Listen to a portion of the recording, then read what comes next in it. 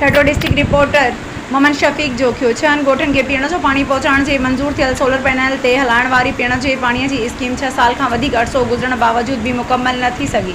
तफ़सील मूजिब यूसी जुंगशाई जे हद में ॻोठ मोहम्मद सफ़र जोखियो जुंगशाई जे भर में जोखिया पलीजा रोड लॻ 6 ॻोठनि खे पाणी पहुचाइण जी मंज़ूर थियल सोलर पैनल जे पाणीअ जी स्कीम मुकम्मल नाहे थी सघी। ॻोठनि में पाइप लाइनूं विछाइजी न सघियूं आहिनि, जंहिं करे करोड़े रुपयनि जी स्कीम बेलाभ बणियल आहे। स्कीम ते अमलो मुक़ररु कयो वियो आहे जेको पघारूं खणी रहियो आहे। स्कीम मुकमल थियण जे करे ॻोठाणा पीअण जे पाणीअ जे लाइ परेशान आहिनि। टैंकर ग़रीब अवाम जे पहुच खां परे आहे। स्कीम न हलण जे करे ठहियल तलाउनि ऐं केडीए नाले ते लॻल सोलर प्लेटूं बस्ट थी रहियूं आहिनि। 6 ॻोठनि जी अवाम मुतालबो कयो आहे त मिलियल स्कीम जल्द हलाई वञे त जीअं असां पीअण जो पाणी हासिल करे सघूं।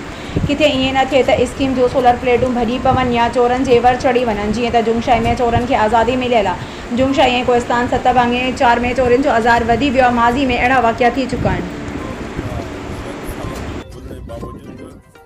कंप्लीट न थी सघी आहे ऐं तव्हांखे ॾिसूं था हीअ सोलर प्लेटूं लॻल आहिनि ऐं प्लस में इन सां गॾु हिन जा जेको तलाउ ठहियल आहिनि ऐं तलाउ खां पोइ हिन जो जेको अंदरि मशीनूं जेको रूम मशीनूं अंदरि लॻल आहिनि, माना हर शइ हिन जी मुकमल तरीक़े सां आहे।